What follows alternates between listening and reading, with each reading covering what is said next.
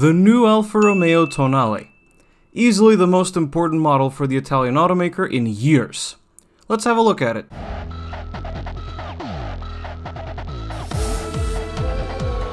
So then, the new Alfa Romeo Tonale. The beacon of importance for Alfa has just arrived in Macedonia, and as usual I went to check it out. The Tonale was revealed at the beginning of 2022, and straight away it was met with a lot of criticism. Then again, most cars nowadays are, but I made an entire video explaining why not all of the criticism is justified. Anyway, the new Tonale is Alfa Romeo's first ever compact crossover SUV designed to sit below the Stelvio. We all know that compact crossovers sell like it's nobody's business these days, so it's easy to see why Alfa made this decision and why the Tonale is so important. The Tonale does not use the Giorgio platform, but rather Stellantis' small, wide 4x4 long wheelbase platform, which also underpins the Jeep Compass. My local dealership took delivery of 3 Tonales, all of them in the launch spec named Edizione Speciale, and all of them with the same 1.5-liter mild hybrid 4-cylinder with 130 horsepower. Speaking of hybrid, that's one of the most important tidbits about the new Tonale. This is the first ever Alfa Romeo to feature electrification. This one, as I said, is a mild hybrid, but Alfa will also be offering a plug-in hybrid. The setup is similar to the Jeep Compass. A 1.3-liter turbo 4-cylinder pairs up with an electric motor for a total output of 275 horsepower. This powertrain will also be able to go around 48 kilometers on electric-only power. There's also a more powerful 160 horsepower version of the 1.5-liter engine in this one, which achieves the bigger output thanks to a variable geometry turbo. Finally, there's a 1.6-liter diesel with 130 horsepower, and although I'm not sure if this engine will be offered in Europe, there's a 2-liter turbo 4 with 280 horsepower.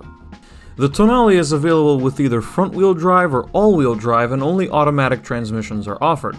The plug-in hybrid gets a 6-speed automatic, the mild hybrid gets a 7-speed dual-clutch automatic, and the 2-liter gets a 9-speed automatic. Now it's time to discuss the way the Tonale looks. Like I said, this one is the launch edition, which is the one we saw in all the press photos when the Tonale was announced. This color is Alfa Red. There's also Montreal Green, like you see here, and the one in the back is Misano Blue. Interestingly, 3/4 of the colors offered on the launch Tonale are shown here. There's also Vesuvio Gray, which is a nice shade of metallic gray. I maintain that the green looks the best though. My favorite feature? The wheels are a single color. The Edizione Speciale also gets the special badge on the fender flare and some extra equipment compared to the other models. In general, I'm a fan of the way the Tonale looks. Alfa demonstrated that they can make a good-looking SUV with the Stelvio, and the Tonale continues the trend, while being even more modern, and it will certainly turn a few heads. Most automakers don't do all that well translating their design language to crossovers, but Alfa has done a good job here and I commend them. Let's climb inside the Tonale. Alfa has tried their best to keep the interior design familiar and Alfa-ish, but with some notable changes, modernization, and new technology. Let's fire up the accessory power and check out some of the interior stuff.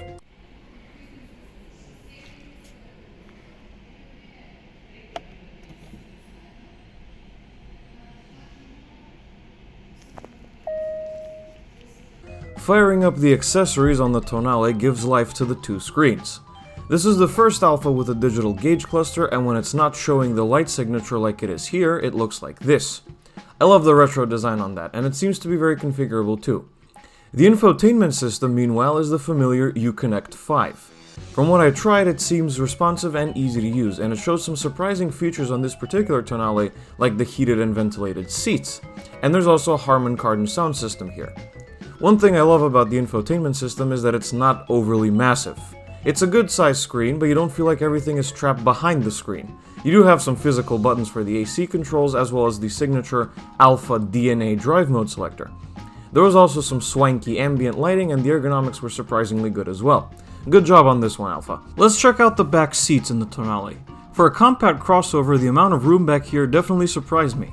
The seats are very nice both front and back, and even with this driver's seat positioned about where I'd have it and I'm 1.8 meters tall, the rear seat room in the Tonale is decent. However, it is a little dark back here, and I believe that a panoramic sunroof would combat that. Finally, the cargo area. This Tonale did feature an electronic tailgate release, which is a nice feature. Opening up the tailgate reveals a 500-liter cargo area, which is pretty solid for the class. There's also a 12-volt power socket and various tethering hooks. Folding down the rear seats increases the capacity further, making the Tonale a surprisingly practical crossover. It helps also that the plug-in hybrid's cargo area is exactly the same size as the other versions. So that's the Alfa Romeo Tonale. After spending some time with it in real life, I maintain that it doesn't deserve the hate at all, and that it's definitely a step in the right direction for Alfa Romeo to put itself back on the map. I definitely look forward to driving it soon. Thank you everybody for watching this video. If you liked it, be sure to hit like and subscribe to the channel. Also follow me on Twitter and Instagram, there will be links in the description, and I will see you guys in the next video. Goodbye.